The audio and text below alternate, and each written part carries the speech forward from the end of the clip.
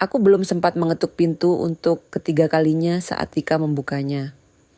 Dia menatap koperku sebentar, lalu berkata dengan suara datar, "Oh, Bunda datangnya lebih cepat ya.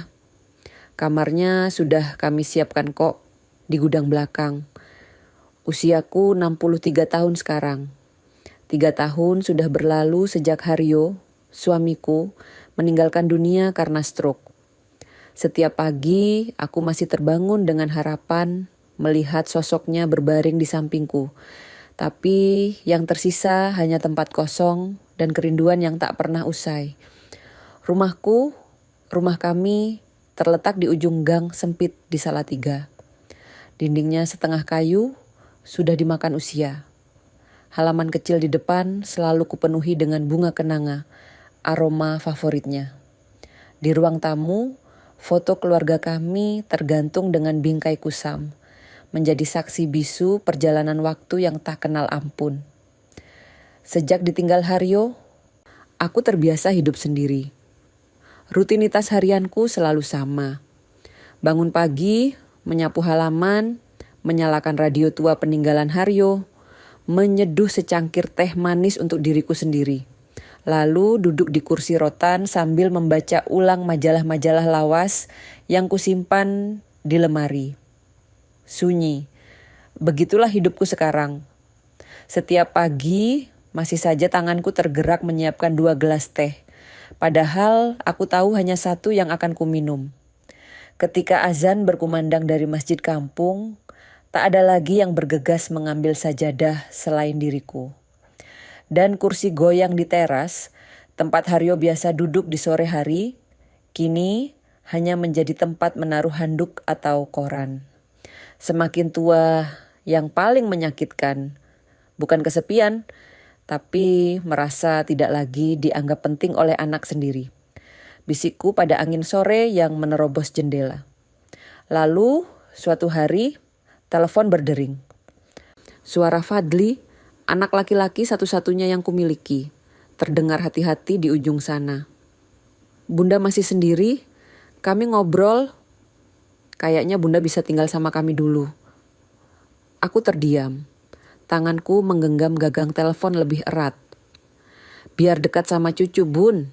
Lagian Bunda gak perlu capek-capek ngurus rumah sendiri." Tambahnya dengan nada yang terdengar dipaksakan.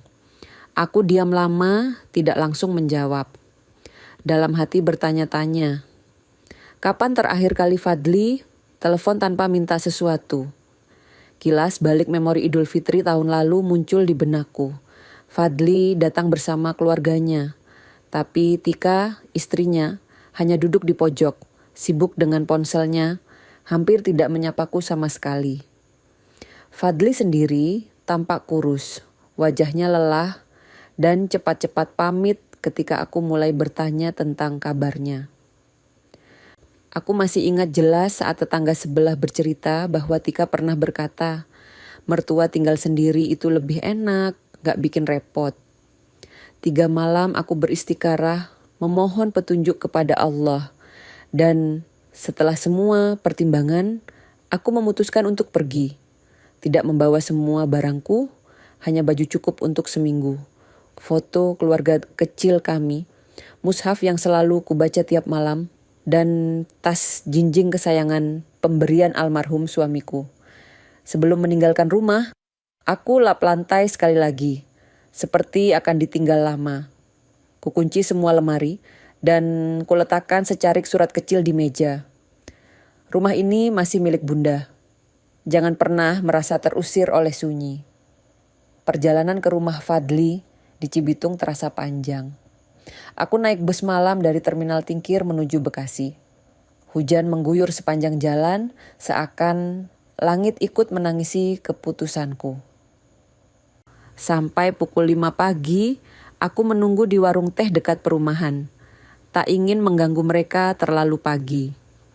Jam 6:15 barulah aku berjalan kaki ke rumah anak semata wayangku, dengan harapan tipis terselip di antara keraguan. Ketika tiba, pintu tidak langsung dibuka meski terdengar jelas suara kartun dari dalam. Aku mengetuk sekali, atau 2 kali. Saat hendak mengetuk untuk ketiga kalinya, Tika akhirnya membuka pintu. Tidak ada senyum, tidak ada pelukan. Hanya tatapan dingin yang menyapu koperku. "Oh, Bunda datangnya lebih cepat ya," ujarnya datar. "Kamarnya sudah kami siapkan kok di gudang belakang." Lalu dia menyingkir pelan tanpa menawarkan bantuan membawa koperku yang berat.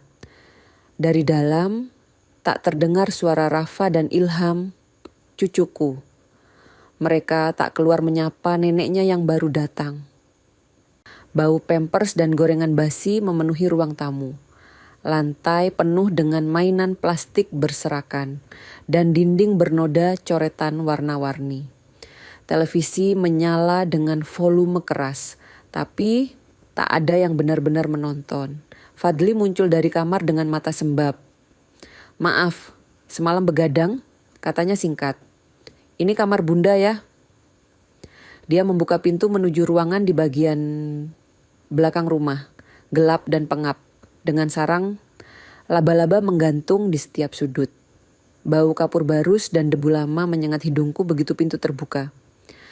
Kamar yang katanya sudah disiapkan untukku ternyata bukan kamar sama sekali, melainkan gudang sempit penuh kardus dan barang-barang usang.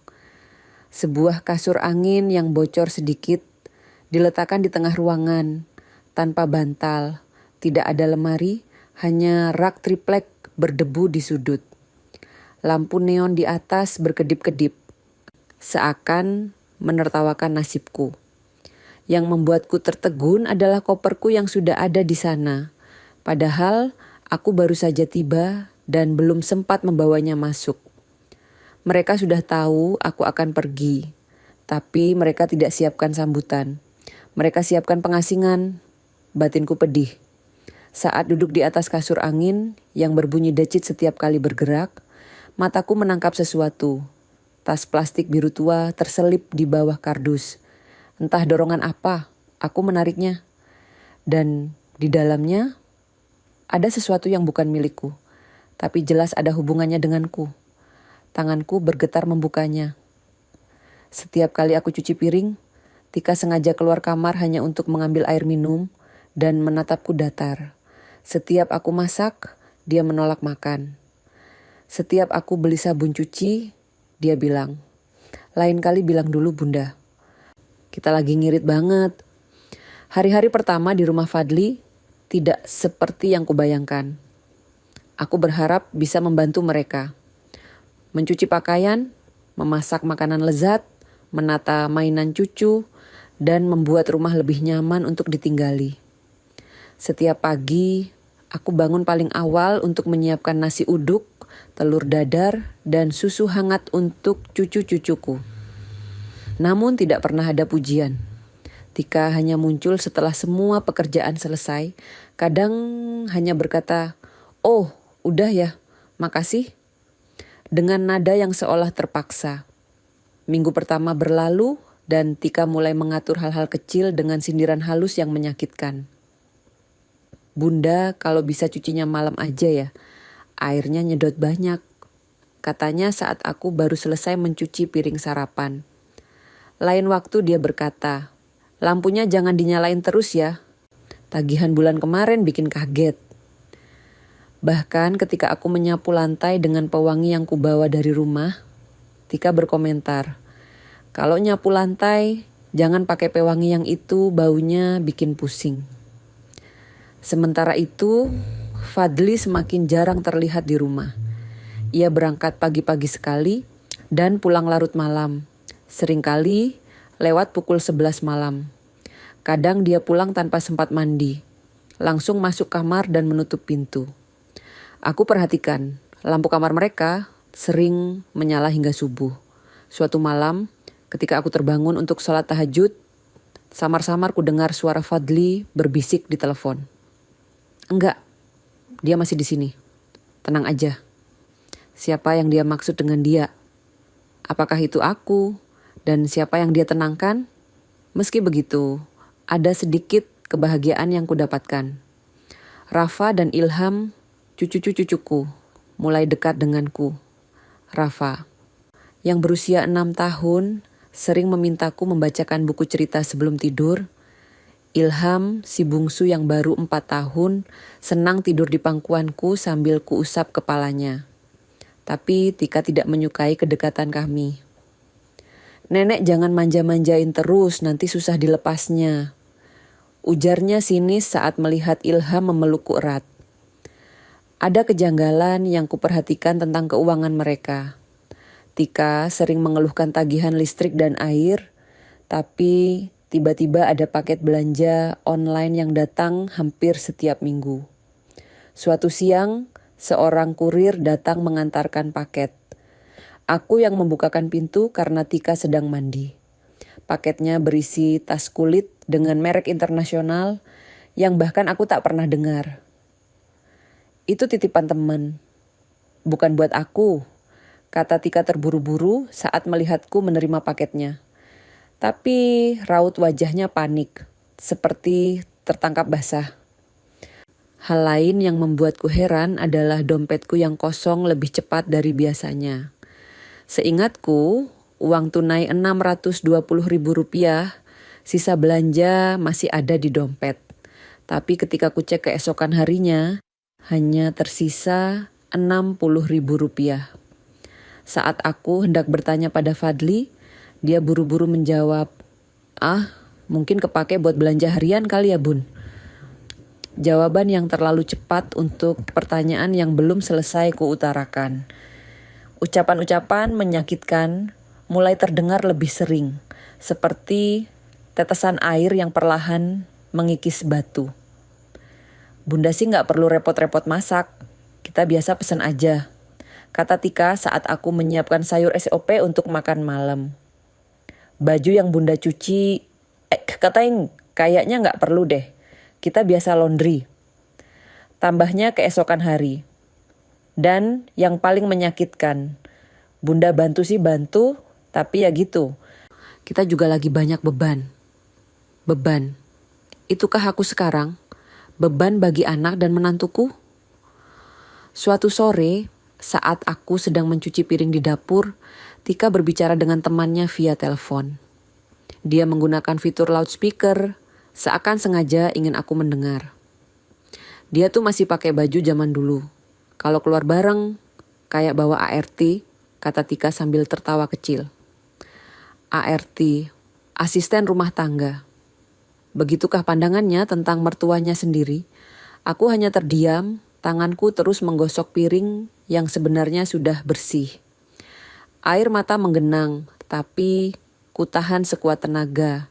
Tidak, aku tidak akan memberinya kepuasan melihatku terluka. Malamnya, aku merenung panjang di kamar gudangku, mencoba memahami apa yang salah dengan kehadiranku di rumah ini. Apakah aku terlalu banyak bicara? Terlalu sering memberi nasihat, atau memang keberadaanku sendiri yang menjadi masalah? Sambil membaca mushaf kecilku, aku berdoa, ya Allah, berikan aku kekuatan untuk menghadapi ujian ini. Jika ini adalah jalan untuk menguji kesabaranku, maka kuatkan hatiku. Dan jika ini adalah jalan untuk mengajariku tentang keikhlasan, maka lapangkan dadaku. Malam semakin larut. Aku keluar dari kamar untuk mengambil air minum. Dapur gelap, hanya ada cahaya remang dari lampu luar yang masuk melalui jendela. Saat itulah kulihat Fadli berdiri di depan lemari, tampak terkejut dengan kehadiranku. Dia menatapku sebentar, ada rasa bersalah di matanya. Lalu dengan gerakan cepat, dia menyelipkan sesuatu ke dompetnya. Itu kartu ATM lamaku yang dulu kuberikan padanya untuk jaga-jaga. Kartu yang seharusnya tidak lagi digunakan. Malam itu aku tidak bisa tidur. Pikiranku dipenuhi pertanyaan dan kecurigaan. Benarkah Fadli menggunakan ATM-ku tanpa seizinku? Berapa banyak uang yang telah dia ambil? Dan untuk apa? Keesokan paginya, Fadli duduk di sebelahku saat sarapan. Tika sudah berangkat mengantar Rafa ke sekolah dan Ilham masih tidur. Hanya kami berdua di meja makan. Fadli memainkan sendok di tangannya tanpa menyentuh makanan yang kusajikan. Wajahnya tampak gelisah. "Bunda," ucapnya pelan. "KPR bulan ini agak tersendat." Jantungku berdegup kencang. Aku tahu kemana arah pembicaraan ini. "Kalau Bunda bisa bantu dulu kayak kemarin, aku janji bulan depan aku ganti." Seperti kemarin. Apa maksudnya seperti kemarin? Aku tidak pernah memberinya uang untuk KPR. Kecuali aku menatap matanya dalam-dalam, mencari kejujuran di sana. Tapi Fadli menghindari tatapanku, fokus pada sendok di tangannya. Saat itulah kusadari, ini bukan pertama kalinya. Mungkin sudah berbulan-bulan Fadli mengakses rekeningku tanpa sepengetahuanku. "Berapa?" tanyaku singkat.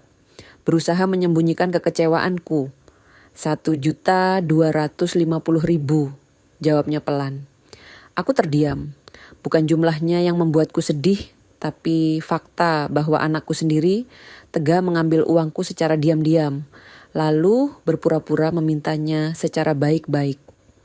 "Kamu sudah ambil berapa selama ini, Mas?" tanyaku dengan suara bergetar. Fadli terkejut. Matanya membelalak, lalu dengan cepat dia mengubah ekspresinya. "Maksud Bunda apa? Aku enggak. Semalam Bunda lihat kamu pegang kartu ATM Bunda." Fadli terdiam. Tertangkap basah, dia tidak bisa lagi mengelak. Tangannya gemetar, dan untuk pertama kalinya sejak aku tinggal di rumahnya, aku melihat air mata di sudut matanya. "Maaf Bun, aku lagi kesulitan." Sesuatu dalam diriku hancur saat itu juga. Kepercayaanku padanya, harapanku untuk hidup tenang di masa tua, dan keyakinan bahwa anak yang kubesarkan dengan susah payah akan menjadi sandaranku. Semua itu runtuh dalam sekejap. Malam itu, Fadli duduk di sebelahku, tangan memainkan sendok tanpa menyentuh makanan. "Bunda, KPR bulan ini agak tersendat. Kalau Bunda bisa bantu dulu kayak kemarin, aku janji bulan depan aku ganti." Permintaan Fadli yang terbungkus manis itu terasa seperti belati yang menusuk tepat di jantungku. Kami duduk bersama di meja makan. Suasana terasa canggung. Aku bisa melihat keringat di dahinya meski udara malam cukup sejuk. "Kita lagi keteteran Bun," katanya pelan tanpa berani menatap mataku. "Cuma butuh 1.250.000 dulu aja untuk nutup KPR minggu ini." Aku terdiam. Sebenarnya aku ragu, tapi tak ingin membuatnya malu di depan anak-anak yang sedang bermain di ruang tamu. Akhirnya aku mengangguk pelan. "Nanti Bunda transfer," jawabku singkat. Fadli tampak lega. Bahunya yang tegang langsung turun, dan untuk pertama kalinya malam itu, dia mencicipi makanan yang kusajikan. Tapi ternyata bantuan pertama itu bukanlah yang terakhir. Bulan berikutnya, tanpa bertanya atau meminta izin, Fadli langsung mengirimkan pesan WhatsApp. "KPR masih sama ya Bun, nuhun." Seolah uangku adalah haknya, seolah tabunganku adalah celengan yang bisa dia ambil kapan saja tanpa perlu izin. Lalu mulai bermunculan permintaan-permintaan lain. "Bun, Rafa butuh seragam baru. Boleh minta tambahan 300.000? Bunda, pulsa listrik kok mendadak naik ya? Bisa bantu 500.000 dulu?" Setiap permintaan selalu diakhiri dengan janji akan mengembalikan. Tapi janji itu tak pernah ditepati. Dan setiap kali aku mentransfer uang, tak pernah ada ucapan terima kasih yang tulus. Hanya anggukan atau pesan singkat, "Udah masuk Bun." Perlahan, aku mulai merasa bukan lagi sebagai seorang ibu yang dihormati, bukan sebagai tamu yang dihargai. Aku hanya dompet berjalan yang sewaktu-waktu bisa dibuka. Reaksi Tika bahkan lebih dingin. Dia tidak pernah mengucapkan terima kasih atas bantuan finansial yang kuberikan. Bahkan suatu malam, saat makan bersama, dia berkata dengan nada sinis, "Enaknya ya, kalau ada yang bisa bantuin uang. Gak semua orang seberuntung itu." Sindiran itu jelas ditujukan kepadaku. seolah aku orang kaya yang angkuh. Padahal uang yang kuberikan adalah hasil kerja kerasku selama puluhan tahun mengajar dan tabungan pensiun yang seharusnya kugunakan untuk hari tuaku. Suatu hari, aku pergi ke bank untuk mencetak rekening koran. Buku tabungan kecilku hilang entah kemana dan aku ingin tahu berapa sisa tabunganku.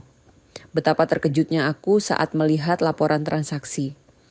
Total transfer ke rekening Fadli sudah lebih dari Rp6.700.000 dalam 4 bulan terakhir. Ada potongan otomatis yang tidak pernah kusetujui. Yang lebih mencurigakan, beberapa transfer dilakukan malam hari saat aku tertidur lelap di gudang belakang rumahnya. Hatiku mencelos. Perasaan dikhianati mulai tumbuh perlahan dalam dadaku. Aku teringat masa lalu, saat Fadli masih kecil. Ada satu kejadian yang tak pernah kulupakan. Ketika dia kelas 3 SD, sekolahnya mengadakan study tour ke Yogyakarta. Biayanya cukup mahal untuk ukuran kami saat itu. Haryo sedang sakit, penghasilan menipis. Tapi aku tak ingin Fadli ketinggalan pengalaman berharga. Malam itu, aku diam-diam menjual gelang emas warisan dari ibuku untuk membiayai perjalanannya. Fadli tidak pernah tahu pengorbanan itu. Yang dia tahu, ibunya selalu punya cara untuk mewujudkan mimpinya. Dan kini, anak yang sama yang dulu kujaga dengan sepenuh jiwa, diam-diam mengambil uangku tanpa izin. Bahkan, tanpa memandang wajahku saat meminta. Sikap Tika pun semakin menyakitkan. Dia mulai terang-terangan menyepelekan keberadaanku di rumah mereka.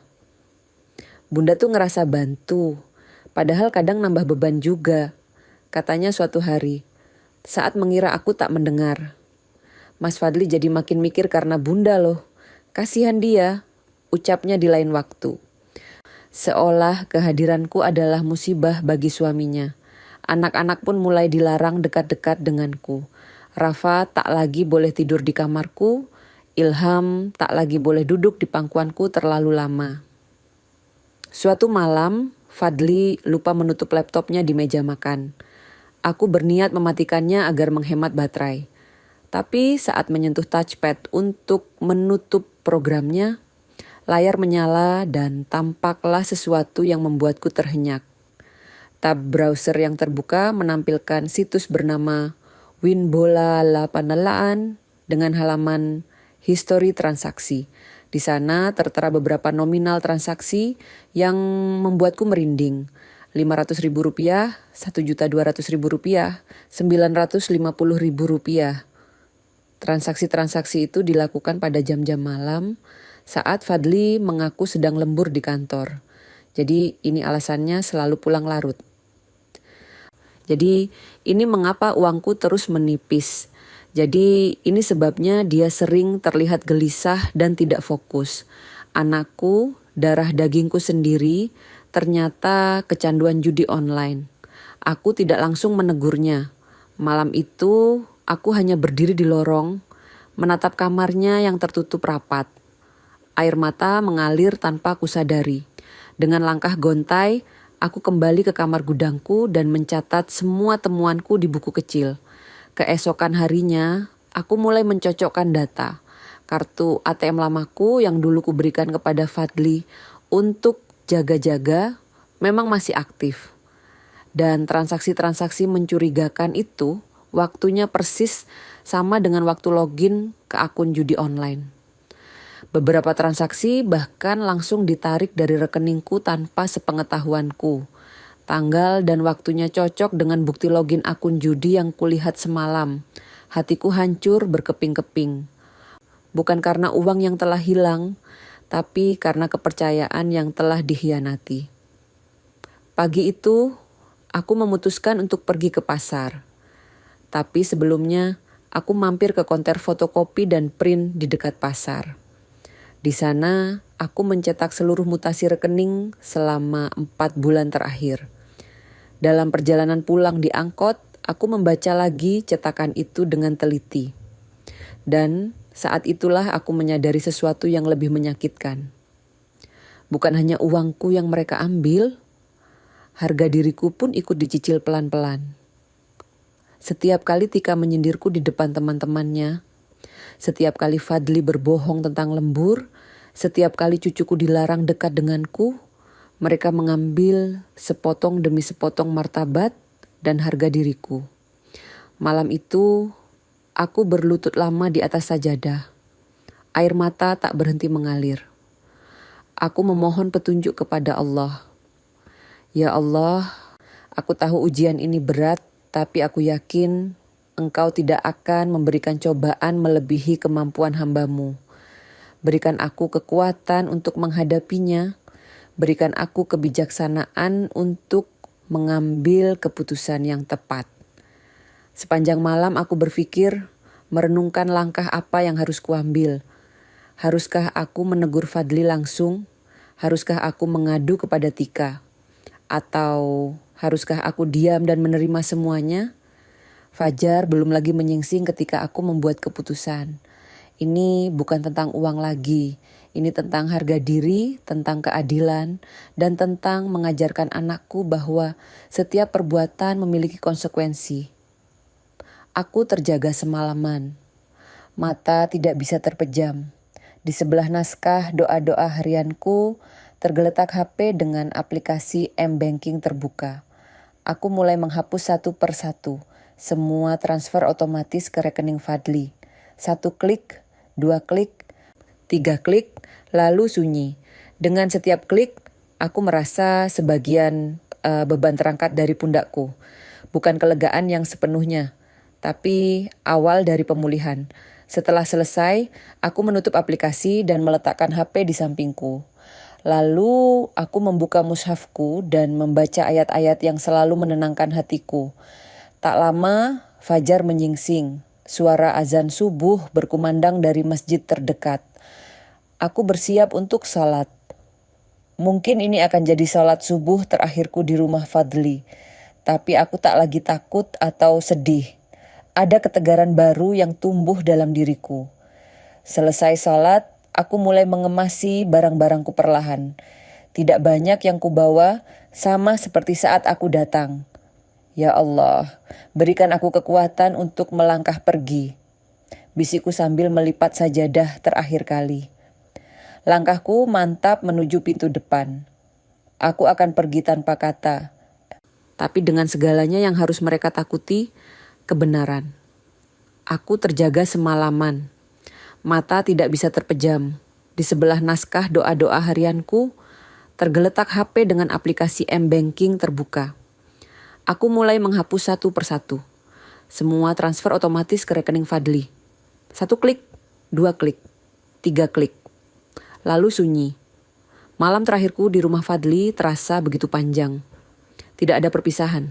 Tidak ada tangisan, tidak ada kehangatan, hanya keheningan yang padat akan makna. Aku menyiapkan diri seperti akan pulang ke rumah sendiri, bukan pergi dari rumah anak, karena memang begitulah adanya. Aku akan kembali ke tempat yang seharusnya menjadi rumahku. Sebelum matahari terbit, aku menulis catatan kecil di secari kertas, melipat rapi, dan meletakkannya di atas kulkas. Terima kasih sudah menerima saya. Hanya itu. Tak ada kata maaf.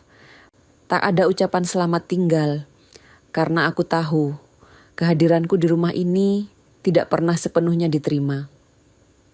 Saat membuka lemari gudang untuk mengambil beberapa potong pakaian yang tersisa, aku terkejut mendapati koperku sudah terlipat rapi di pojok ruangan. Lengkap dengan sarung dan sandal yang kupakai sehari-hari. Bukti bahwa Tika dan Fadli memang sudah ingin aku pergi. Bahkan sebelum aku sendiri sadar akan hal itu. Mungkin mereka berharap suatu pagi aku akan bangun dan memutuskan untuk pulang dengan sendirinya. Dan hari ini harapan mereka terkabul. Dengan langkah hati-hati, aku keluar dari kamar gudang untuk terakhir kalinya. Semua masih gelap. Fadli dan keluarganya masih tertidur pulas di kamar mereka. Suara dengkuran halus terdengar dari balik pintu yang tertutup rapat. Aku sempat berhenti sejenak di depan kamar Rafa dan Ilham. Hatiku terasa berat meninggalkan cucu-cucuku tanpa pamit. Tapi aku tahu, ini yang terbaik untuk saat ini. Kuselipkan 2 permen coklat kecil di bawah bantal Ilham. Hadiah terakhir dari neneknya yang harus pergi.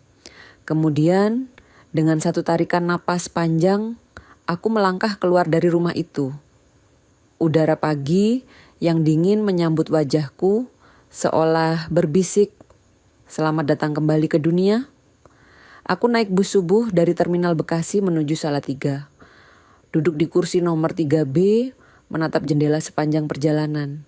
Doa yang terus kuulang dalam hati hanya satu. Ya Allah, berikan aku kekuatan untuk tidak memohon kembali ke pelukan yang sudah membuangku. Perjalanan terasa panjang. Selama 6 jam di dalam bus, aku merenungkan semua yang telah terjadi.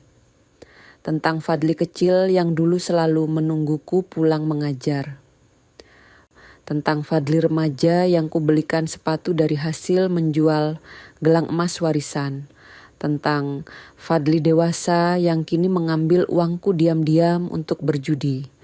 Matahari sudah tinggi ketika bus yang kutumpangi memasuki Terminal Tingkir, Salatiga.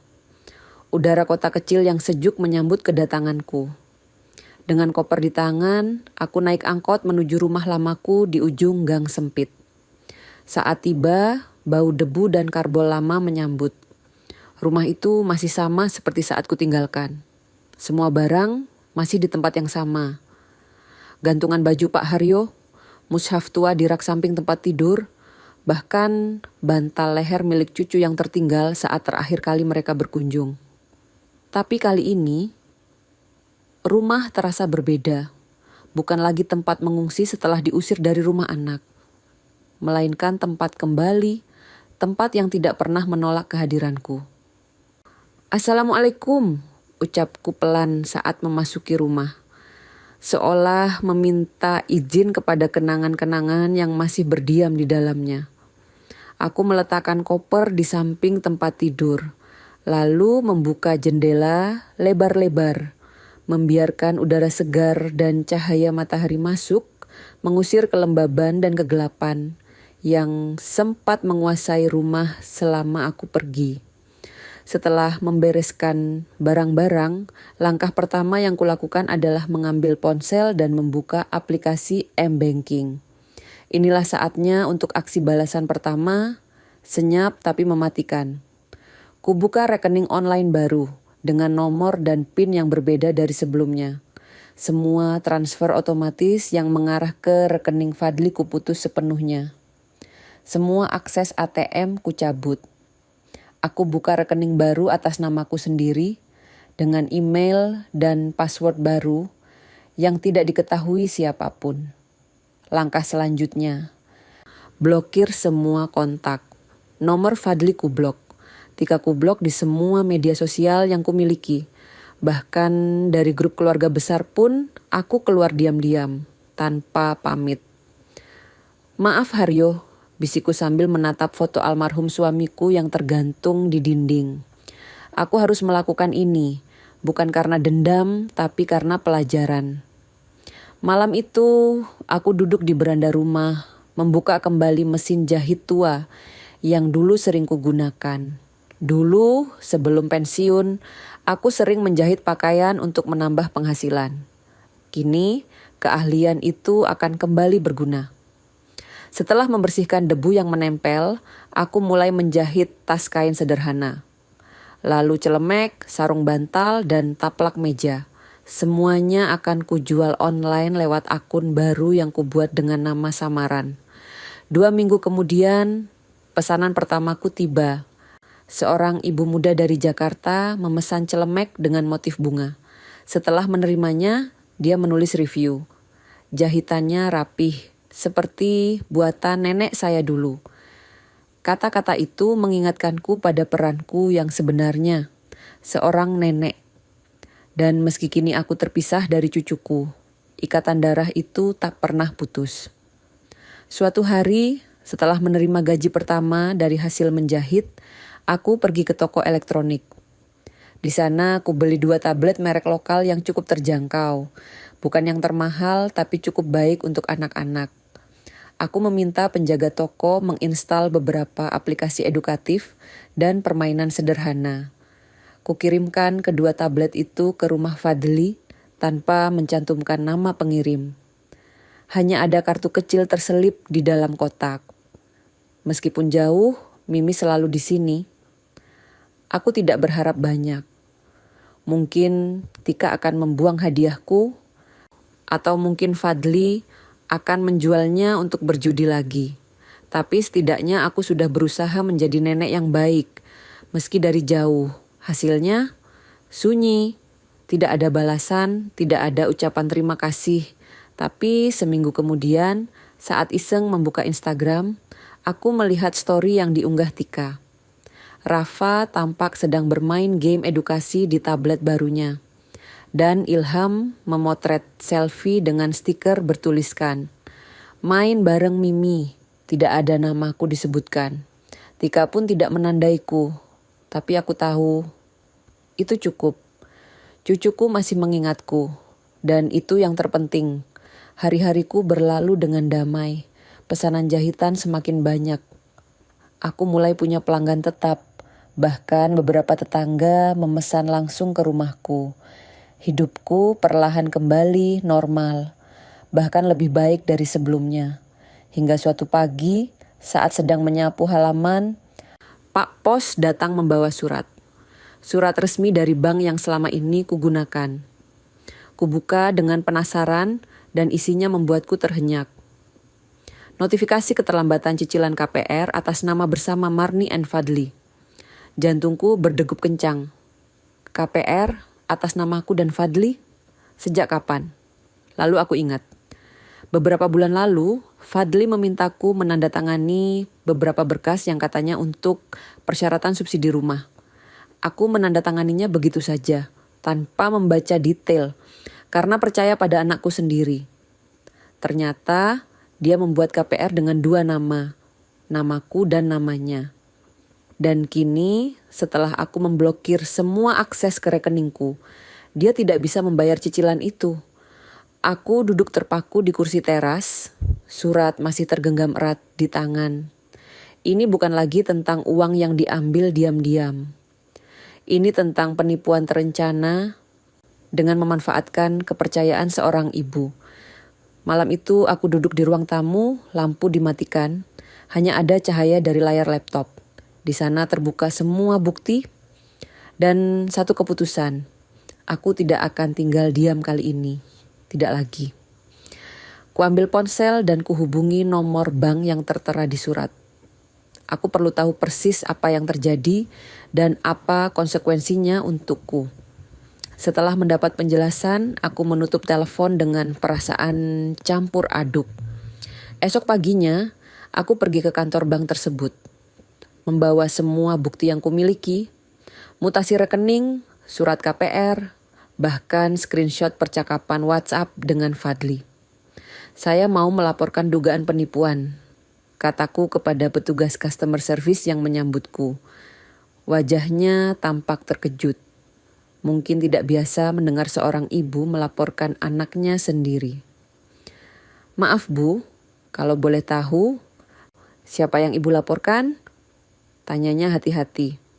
Aku menarik napas dalam-dalam, meneguhkan hati. Anak saya sendiri. Ada getar dalam suaraku. Bukan karena ragu, tapi karena akhirnya aku berani mengambil langkah yang seharusnya sudah kuambil sejak lama. Langkah untuk menghargai diriku sendiri. Sofa dijual, mobil diganti motor skin. Instagram Tika menghilang. Saat itu HP-ku bergetar. Nama yang sudah lama tak terdengar muncul di layar. Mas Fadli. Isinya hanya 1 kalimat. "Bunda, kalau nggak keberatan, bisa bantu 1 kali ini aja?" 3 bulan telah berlalu sejak aku melaporkan kasus penipuan KPR ke bank. Selama itu, aku sama sekali tidak berkomunikasi dengan Fadli maupun Tika. Kehidupanku kembali teratur. usaha jahitku berkembang pesat. Bahkan kini aku memiliki 3 orang ibu-ibu tetangga yang membantuku menyelesaikan pesanan yang semakin banyak. Namun aku tetap memantau kehidupan Fadli dan keluarganya dari jauh. Bukan karena dendam, tapi karena bagaimanapun mereka tetap keluargaku. Dari cerita tetangga yang masih berhubungan dengan keluarga di Bekasi, kudengar bahwa kehidupan Fadli dan Tika mulai berantakan. Beberapa tetangga di kompleks perumahan mereka menyebutkan bahwa mobil Avanza yang biasa terparkir di garasi rumah Fadli tak pernah terlihat lagi. Akun online shop Tika yang dulu aktif menjual pakaian branded mamahrapi.id juga mendadak dinonaktifkan. Semua postingan tentang gaya hidup mewah mereka menghilang begitu saja. Suatu hari, Ibu Heni, salah satu jamaah pengajian yang kebetulan punya saudara di Bekasi, berbisik padaku setelah acara selesai. Bu Marni, itu yang rumahnya di ujung perumahan Cikarang Baru. Anaknya ibu kan? Katanya bisnisnya bangkrut ya? Aku hanya tersenyum tipis menanggapinya. Tak ingin membicarakan aib keluarga sendiri. Meski dalam hati, aku tahu persis apa yang terjadi. Bank pasti sudah mengambil tindakan tegas setelah laporan yang kuajukan. Pagi itu aku sedang menjahit pesanan taplak meja untuk acara pernikahan ketika ponselku bergetar. Nama yang sudah lama tak muncul di layarku tertera di sana. Mas Fadli. Jantungku berdegup kencang. Sudah 3 bulan kami tak berkomunikasi sama sekali. Apa yang membuatnya menghubungiku sekarang? Dengan tangan sedikit gemetar, ku buka pesan itu. Bunda, maaf ganggu. Aku tahu kami banyak salah. Tapi kalau Bunda bisa bantu sedikit aja, buat bayar tunggakan SPP Rafa, aku tidak langsung membalas. Kuletakkan ponsel di meja, lalu melanjutkan menjahit. Bukan karena tak peduli, tapi karena perlu waktu untuk menenangkan pikiran. Mereka tak mencariku saat aku terpuruk. Tapi saat mereka jatuh, tangan tuaku dicari. Bisikku pada diri sendiri sambil memasukkan benang ke jarum. Beberapa hari berlalu tanpa ku jawab pesan itu. Lalu suatu sore yang cerah, saat aku baru pulang dari pasar membeli bahan-bahan untuk menjahit, kulihat seseorang berdiri di depan rumahku.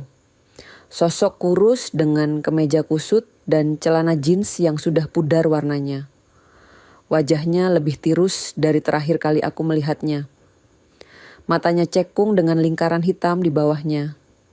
Itu Fadli, anakku. Assalamualaikum Bunda, sapanya lirih saat melihatku mendekat. Waalaikumsalam, jawabku singkat, berusaha menjaga nada suaraku tetap datar meski hati ini bergejolak. Fadli membawa map pelusuh berisi beberapa lembar kertas. Tangannya sedikit gemetar saat menyerahkannya padaku. Bunda, aku kecanduan judi. Semua salahku. Aku gak tahu harus mulai dari mana lagi. Ucapnya dengan suara bergetar. Di dalam map itu kutemukan bukti tunggakan cicilan, surat peringatan dari sekolah Rafa tentang keterlambatan pembayaran, dan beberapa lembar pengakuan utang dari bank. Aku tahu aku hancur, lanjutnya. Dan aku gak pantas minta apa-apa. Tapi kalau Bunda masih lihat aku sebagai anak, beri aku satu kesempatan terakhir. Aku menatapnya lekat-lekat, mencari kejujuran di matanya yang sembab. Ada penyesalan di sana, tapi apakah itu tulus atau hanya karena terpojok? Tanpa berkata apa-apa, aku masuk ke dalam rumah, meninggalkan Fadli berdiri sendirian di beranda. Kudengar helaan napasnya yang berat. Mungkin mengira aku menolak bantuannya. Tapi tak lama kemudian, aku kembali dengan 4 lembar kertas bermeterai. Masing-masing berisi syarat yang harus dipenuhi jika dia benar-benar ingin bantuanku. Ini bukan bantuan, Mas. Ini kontrak. Kataku tegas, menyodorkan kertas-kertas itu. Syarat pertama, pisah rekening. Semua keuangan harus atas nama sendiri, tanpa akses ke dana milikku. Tidak ada lagi kartu ATM bersama. Tidak ada lagi rekening gabungan. Syarat kedua, rehabilitasi. Fadli wajib menjalani program rehabilitasi kecanduan di LSM yang kutunjuk, lengkap dengan bukti kehadiran dan laporan perkembangan setiap minggu. Syarat ketiga, surat perjanjian hukum. Dia harus menandatangani dokumen yang menyatakan bahwa jika terjadi pelanggaran lagi, semua bentuk bantuan akan dihentikan permanen dan aku berhak mengambil langkah hukum lebih jauh. Syarat keempat, pisah urusan keuangan dari Tika. Uang bantuan dariku tidak boleh disentuh atau diketahui oleh Tika. Semua harus transparan dengan bukti penggunaan yang jelas. Fadli terdiam lama membaca syarat-syarat itu. Wajahnya berganti-ganti ekspresi, kaget, bingung, dan akhirnya pasrah. Kalau ini cara Bunda menyelamatkanku, aku ikut, ucapnya pelan, lalu membubuhkan tanda tangan di setiap lembar. Aku tidak langsung memberikan uang. Semua bantuan kuberikan bertahap dengan pengawasan ketat. Sebagian langsung kutransfer ke rekening sekolah Rafa. Sebagian lagi kugunakan untuk membayar uang muka program rehabilitasi. 2 hari setelah pertemuan itu, sebuah pesan masuk dari Tika. Isinya sinis dan penuh sindiran. Makasih ya Bunda, karena kepergian Bunda semua jadi berantakan. Tapi ya wajar sih, mungkin memang lebih enak sendiri. Tidak ada permintaan maaf, tidak ada pengakuan kesalahan. Hanya menyalahkan orang lain atas kekacauan yang mereka buat sendiri. Aku hanya membaca, tidak membalas, karena aku tahu meladeni orang yang tidak mau introspeksi hanya akan membuang-buang energi. Minggu demi minggu berlalu. Fadli menunjukkan perubahan kecil yang nyata. Ia mulai mengikuti kajian pagi di masjid dekat tempat tinggal barunya. Sebuah kontrakan kecil setelah rumah KPR-nya di Sitabang. Setiap Senin dan Kamis, ia hadir di rumah rehabilitasi sesuai jadwal. Awalnya terpaksa, tapi lama-kelamaan menjadi kebiasaan yang dia nikmati. Yang membuatku terkejut, Fadli mulai membuka warung kopi kecil di pojokan pasar. Modal dari tabungan pribadinya yang masih tersisa, katanya. Warungnya sederhana, hanya 2 meja, 6 kursi, dan mesin kopi bekas yang dia beli dari temannya. Ini awal yang baru Bunda, katanya suatu hari saat mengantarkan secangkir kopi hasil racikannya ke rumahku. Suatu malam, aku menerima SMS singkat darinya. Bunda, aku gak sempurna, tapi hari ini aku gak pakai uang orang lain buat nutup dosaku. Pesan itu terasa seperti balsam bagi luka yang masih menganga di hatiku. Bukan tentang kesempurnaan, tapi tentang kejujuran dan tanggung jawab. Hubunganku dengan Tika masih beku. Dia tidak pernah menghubungiku lagi setelah pesan sinis itu. Dari cerita Fadli, ku dengar Tika kini tinggal bersama orang tuanya di Bandung. Mereka belum resmi bercerai, tapi sudah tinggal terpisah. Mungkin memang ini yang terbaik, Bun, kata Fadli suatu hari. Kami berdua perlu waktu untuk beres-beres hidup masing-masing dulu. Yang membuatku sedih, cucu-cucuku ikut Tika ke Bandung. Fadli hanya bisa bertemu mereka seminggu sekali. Itu pun jika Tika mengizinkan. Suatu sore yang mendung, saat aku sedang menyiram tanaman di halaman, ponselku berdering. Sebuah notifikasi WhatsApp masuk. Voice note dari Rafa, cucu tertuaku. Dengan jantung berdebar, ku dengarkan pesannya. Mimi, boleh gak aku nginap di tempat Mimi? Aku kangen suara Mimi ngajiin sebelum tidur. Air mataku menetes mendengar suara polos itu. Tapi kemudian di latar belakang terdengar suara Tika yang berkata keras. Gak usah tanya-tanya ke situ lagi. Lalu rekaman terhenti begitu saja. Hatiku mencelos. Meski Fadli sudah berubah, Tika masih menyimpan dendam. Dan yang menyedihkan, cucu-cucuku menjadi korban dari perang dingin ini. Malam itu, aku tak bisa tidur.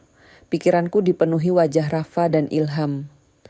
Bagaimana cara agar aku bisa bertemu mereka tanpa harus berurusan dengan Tika yang masih menyimpan kebencian?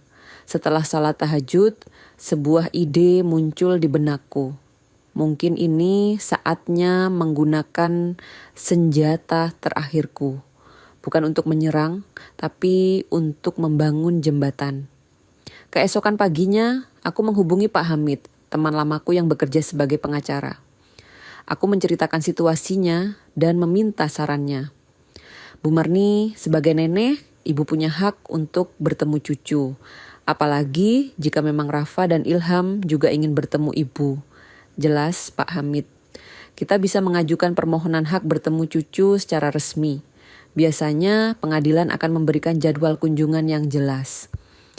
Tapi apa itu tidak akan membuat hubungan dengan Tika semakin buruk? Tanyaku ragu. Pak Hamid tersenyum bijak.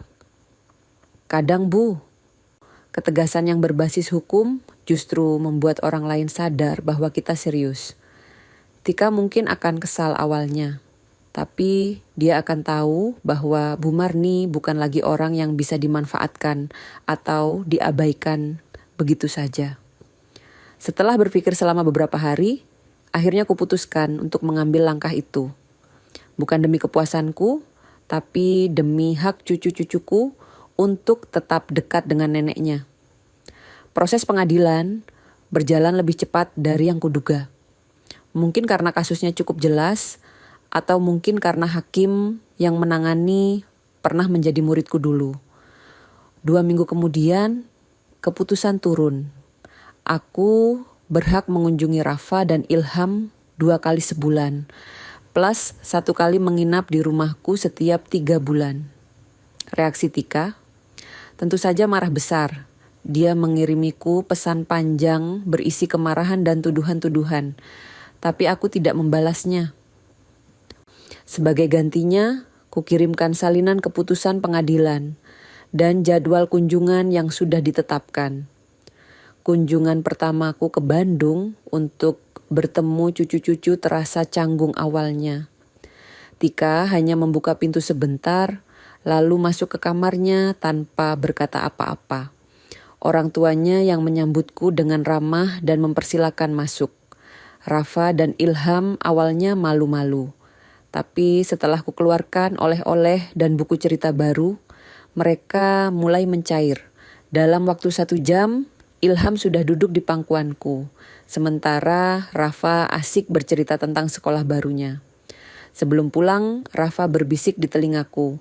Mimi, makasih ya udah datang. Mama bilang Mimi udah pergi jauh dan gak akan balik lagi. Kalimat sederhana itu menusuk hatiku. Apa yang sudah diceritakan Tika kepada mereka selama ini? Tapi aku memilih untuk tidak membebani pikiran anak-anak dengan konflik orang dewasa. Sebagai gantinya, aku memeluk Rafa erat dan berjanji, Mimi akan selalu ada untuk Rafa dan Ilham. Selalu. Dalam perjalanan pulang, aku merenungkan semuanya. Mungkin hubunganku dengan Tika tak akan pernah membaik. Mungkin dia akan tetap menyimpan dendam dan kebencian. Tapi setidaknya kini aku punya cara legal untuk tetap dekat dengan cucu-cucuku. Dan Fadli, dia sedang berjuang dengan caranya sendiri.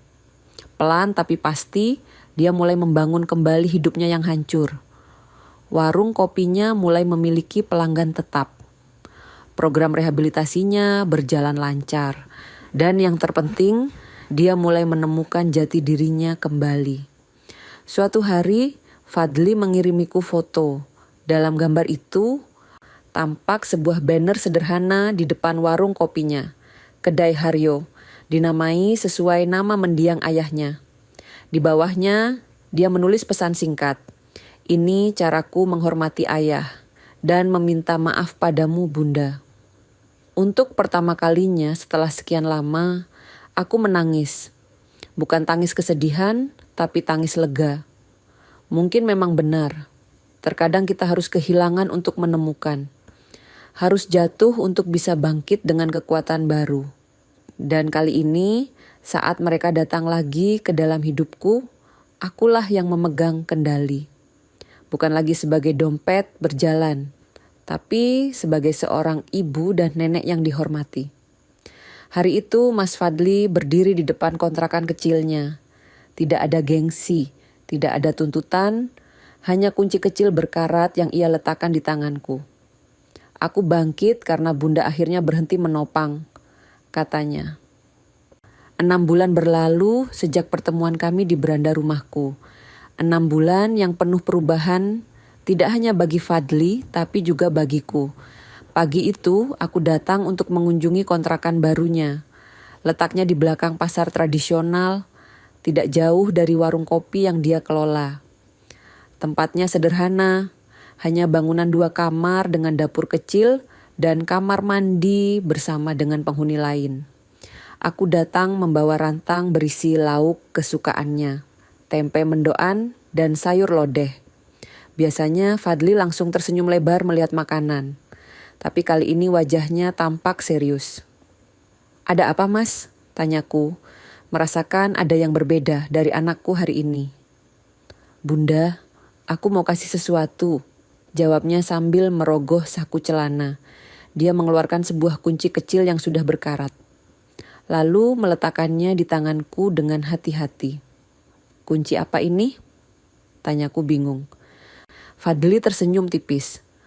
"Kunci brankas kecil di kamarku. Isinya uang hasil jualan kopi sebulan terakhir. Tidak banyak, tapi cukup untuk bayar cicilan pertama utangku ke Bunda." Aku terpana menatap kunci itu. Bukan nilai uangnya yang membuatku tersentuh, tapi makna di baliknya. Aku bangkit karena Bunda akhirnya berhenti menopang. Lanjutnya pelan. "Kalau Bunda terus kasih uang, aku mungkin tidak akan pernah belajar berdiri sendiri." Air mataku menetes tanpa bisa kutahan. Inilah yang selalu kuimpikan, melihat Fadli memahami nilai sebenarnya dari kejujuran dan kerja keras. Kontrakan Fadli memang kecil, tapi tertata rapi. Tidak ada barang mewah, hanya perabotan sederhana yang sebagian besar kuduga dia beli second. Sebuah foto keluarga terpajang di dinding. Foto lama saat Haryo masih hidup, aku, Fadli, dan Tika yang masih hamil Rafa. "Tika tidak ikut pindah ya?" tanyaku hati-hati. Meski sebenarnya aku sudah tahu jawabannya. "Tidak, Bun, dia masih mau fokus bantu saudaranya di Bandung," jawabnya diplomatis. Kami berdua tahu itu hanya alasan resmi. Kenyataannya pernikahan mereka sudah di ujung tanduk. Tapi aku tidak bertanya lebih jauh, membiarkan Fadli menyimpan sisa harga dirinya. Yang membuatku terkesan adalah bagaimana Fadli mengurus sendiri segala sesuatunya. Dari cuci baju, memasak, hingga mengantar jemput Rafa dan Ilham setiap kali mereka berkunjung di akhir pekan. Lelaki yang dulu bahkan tidak tahu cara menggoreng telur kini bisa menyiapkan menu sederhana untuk anak-anaknya. "Tidak mudah, Bun," akunya suatu hari. "Kadang warungku sepi, kadang ditertawakan teman lama yang dulu sering kujamu makan di restoran mahal. Tapi Fadli tetap konsisten. Setiap minggu, dia mengirimkan foto warung dan laporan kecil tentang perkembangannya. Bahkan yang membuatku terharu, dia mengirimkan uang 100.000 rupiah pertamanya. "Bunda, ini bukan besarannya, tapi ini uang pertama yang aku simpan tanpa rasa malu," tulisnya dalam pesan yang menyertai transfer itu. Sementara itu, Tika seperti lenyap dari kehidupanku. Tidak ada kabar, tidak ada permintaan maaf. Hanya sesekali kabar dari Fadli bahwa dia masih mengizinkan anak-anak bertemu dengan ayah mereka. Akun media sosialnya aktif kembali. Fadli menunjukkannya padaku suatu hari, tapi semua foto bersama Fadli telah dihapus, seolah mereka tidak pernah hidup bersama. Aku tak berharap balasan atau permintaan maaf dari Tika. Dalam buku harianku, aku hanya mencatat satu kalimat. Ada orang yang berubah, ada juga yang memilih tetap seperti semula. Hubunganku dengan cucu-cucu semakin membaik berkat keputusan pengadilan tentang hak bertemu. Rafa sekarang sering mengirimkan voice note dari ponsel ibunya. Mimi, hari ini aku belajar puasa. Senin Kamis kayak Mimi dulu. Celotehnya riang dalam salah satu pesan. Ilham, meski masih kecil, juga ikut mengirimkan video buatan sendiri. Mungkin dibantu oleh kakaknya. Ini aku bacain doa mau tidur. Jangan lupa kasih bintang ya Mimi. Aku tidak menjawab langsung. Sebagai gantinya, aku mengirimkan paket berisi hadiah kecil untuk mereka.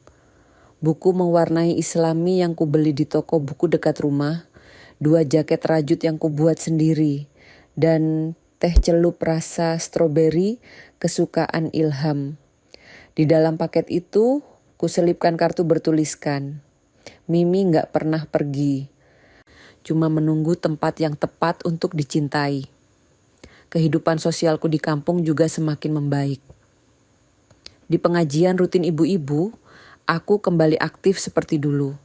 Bahkan suatu hari, aku diminta membacakan kisah tentang istri Nabi Ayub yang bersabar dalam pengasingan. Setelah pengajian, seorang ibu mendekatiku dan berkata lirih, "Ibu kayaknya orangnya kuat ya, tapi wajahnya kayak orang yang pernah menangis lama." Aku hanya tersenyum. Itu cukup. Ada pengakuan tersirat bahwa perjuanganku tidak sia-sia, bahwa kekuatan bisa tumbuh dari luka yang pernah menganga. Rumah tuaku yang sempat terasa kosong kini kembali hidup. Kebun belakangku tanami jahe dan sereh yang hasilnya bisa dijual ke pasar terdekat. Ruang tamu dicat ulang dengan bantuan Pak Karman, tetangga muda yang kubayar dari hasil jahitan. Mesin jahitku yang mulai rusak pun kuganti dengan yang baru, dibelikan dari tabungan hasil penjualan 12 tas batik yang laku keras di pameran UMKM tingkat kecamatan.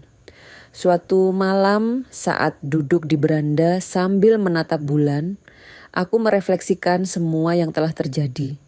Tentang pengkhianatan yang kulalui, tentang pelajaran yang kupetik, dan tentang kekuatan yang kumiliki. Aku tidak membalas mereka dengan racun, bisikku pada angin malam. Tapi aku juga tidak memberi mereka gula lagi. Karena itulah kunci dari semua ini. Bukan balas dendam, bukan pula permisif tanpa batas, melainkan batas tegas yang didasari oleh penghargaan terhadap diri sendiri. Anak tetap anak, tapi luka tetap luka. Dan hanya bisa sembuh kalau tidak digaruk lagi. Seminggu kemudian, pos datang membawa amplop tebal. Di dalamnya sebuah surat tulisan tangan dari Fadli. Tulisannya rapi, tidak terburu-buru, menunjukkan kesungguhan di setiap katanya. Surat itu berisi ucapan terima kasih yang panjang. Tentang bagaimana ia akhirnya menyadari kesalahannya. Tentang proses rehabilitasi yang membuatnya memahami akar masalah kecanduan judi nyam. Tentang rasa syukur memiliki ibu yang tegas tapi tidak menyerah padanya. Bunda, mungkin kedengarannya aneh, tapi terima kasih sudah berani melaporkanku ke bank dan memutus semua akses keuanganmu. Itu tamparan yang aku butuhkan. Tulisnya di salah satu paragraf. Dalam amplop itu juga ada foto terbaru warung kopinya. Kini dengan banner baru bertuliskan, Kedai Haryo. Nama ayahnya, suamiku tercinta. Di akhir surat ada kalimat yang membuatku tertegun. Kalau Bunda datang, kursi paling pojok selalu kosong. Disiapkan cuman buat Bunda. Keesokan harinya, aku memutuskan untuk mengunjungi warung kopi Fadli. Tidak memberitahu lebih dulu, ingin memberinya kejutan. Warungnya sederhana tapi nyaman. Dinding dicat warna coklat hangat, dengan beberapa foto hitam putih terpajang. Salah satunya foto Haryo muda yang sedang memegang cangkir kopi. Beberapa pengunjung duduk menikmati kopi. Ada yang sendiri, ada juga yang berbincang pelan. Suasananya tenang, jauh dari hiruk-pikuk kafe modern. Fadli sedang melayani pelanggan saat aku masuk. Matanya membelalak kaget melihatku. Lalu senyumnya mengembang lebar. Bunda, serunya, langsung menghampiriku. Kok gak kabarin dulu? Memangnya perlu? Jawabku ringan.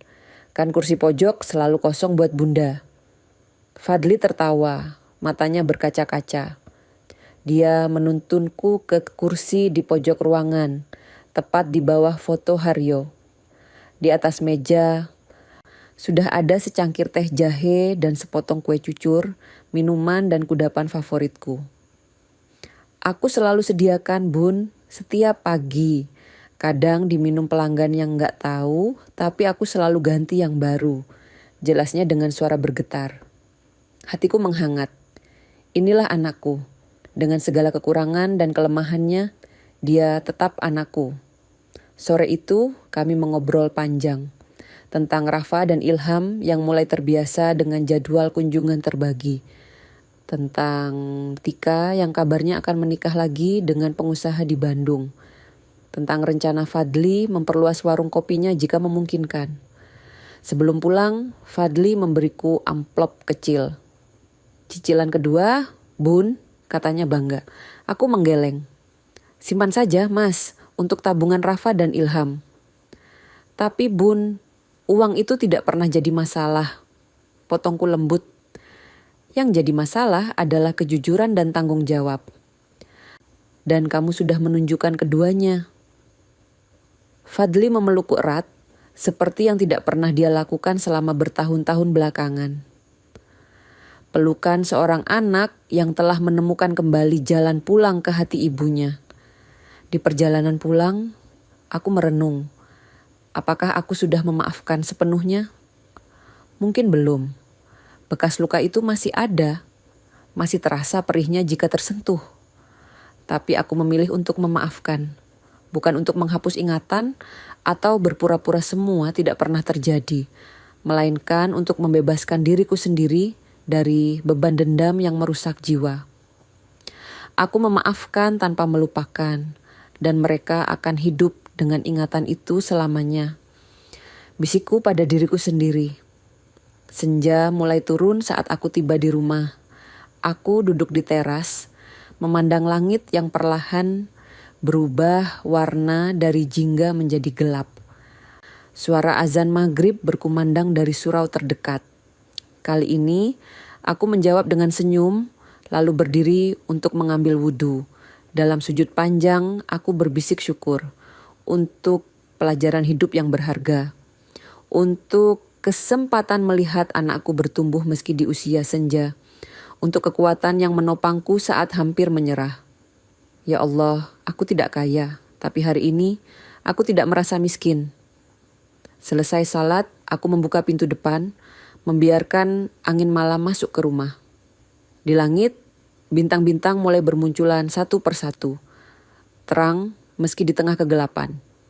Seperti harapan yang tak pernah mati, meski hidup kadang mengujinya dengan kejam. Ponselku berdering. Sebuah pesan masuk dari Rafa. Mimi, besok aku boleh menginap kan? Ayah bilang dia mau antar. Aku sudah kangen rumah Mimi. Aku tersenyum. Inilah hadiah terindah di usia senjaku.